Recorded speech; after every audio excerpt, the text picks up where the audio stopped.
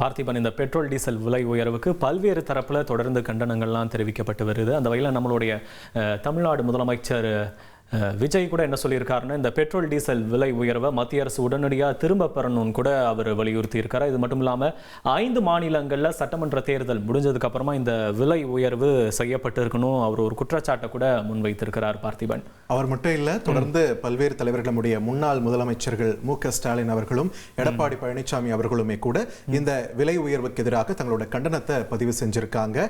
சாமானிய மக்களுடைய வாழ்வாதாரம் இதனால பெரிய அளவில் பாதிக்கப்படும். தொடர்ச்சியா பெட்ரோலா இருக்கட்டும், டீசலா இருக்கட்டும், சிஎன்ஜியா இருக்கட்டும், விலை ஏறிக்கிட்டே போறதை தடுக்க வேணும் அப்படின்ற ஒரு விஷயத்தை மீண்டும் மீண்டும் அறிவுறுத்தியிருக்காங்க. அது மட்டும் இல்லாம இந்த எரிபொருள் விலை உயர்வுக்கு மக்களவை எதிர்க்கட்சி தலைவர் ராகுல் காந்தி கூட ஒரு கண்டன பதிவை வெளியிட்டிருக்காரு. என்ன சொல்லியிருக்காருன்னா, மோடி அரசினுடைய தவறுக்கான விலையை தற்போது பொதுமக்கள் கொடுக்கிறதா அவர் சொல்லியிருக்கிறாரு. பார்த்திபன், ஸோ இப்போ எரிபொருள் விலை ஏறும்போது கண்டிப்பா போக்குவரத்து செலவுகளும் அதிகமாகும் சூழலானது இருக்கிறது இல்லையா?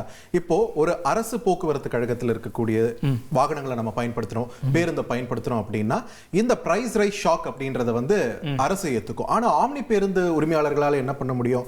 சோ அவங்க இப்போ ஒரு கோரிக்கை வச்சிருக்காங்க, இந்த விலையேற்றத்தை நிறுத்தணும் அப்படின்ற ஒரு கோரிக்கை அவங்களும் கோரிக்கை வச்சிருக்காங்க. அது மட்டும் இல்லாம மத்திய மாநில அரசுகள் டீசல் மானியம் வழங்கணும்னு கூட அவங்க ஒரு கோரிக்கையை வலியுறுத்தி இருக்காங்க. ஏன்னா இந்த விலை உயர்வுனால ஆப்ரேட்டிங் காஸ்ட் அதிகமாகும், இதனால பயணிகள் மீது சுமை ஏற்படும், கட்டணம் உயர்வு, இதனால அவர்கள் மேல சுமை ஏற்படும். இதனால ஆம்னி பேருந்து சார்பிலையும் அவங்க திரும்ப பெறணும்ன்ற ஒரு கோரிக்கையை முன்வைத்திருக்காங்க. பார்த்திபன், சோ எத்தனை கண்டன குரல்கள், மீண்டும் அதை நிறுத்தணும், விலை ஏற்றக்கூடாதுன்ற வேண்டுகோள்கள்லாம் ஒரு பக்கம் போயிட்டு இருக்கும்போது அரசு தரப்புல இருந்து இதுக்கு ஒரு விளக்கமும் கொடுத்திருக்காங்க.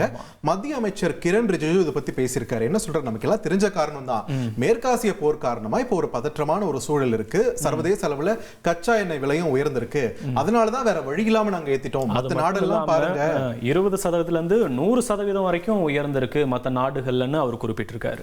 எஸ், காரணம் அவர் சொன்னாலுமே கூட அதை ஏத்துக்கிறதுக்கு அந்த பக்குவம் சாமானிய மக்களுக்கு எந்த அளவுக்கு இருக்கு அப்படின்ற ஒரு கேள்வி. ஏன்னா 3 ரூபாய் அப்படின்னு நம்ம சொல்லிடுறோம், அது களத்துல தினசரி வாழ்க்கையில் அது எந்த அளவுக்கு தாக்கத்தை ஏற்படுத்தும், விலையேற்றத்தில் எந்த அளவு தாக்கத்தை ஏற்படுத்தும்ன்றதா மக்களுடைய அச்சத்திற்கு காரணம்.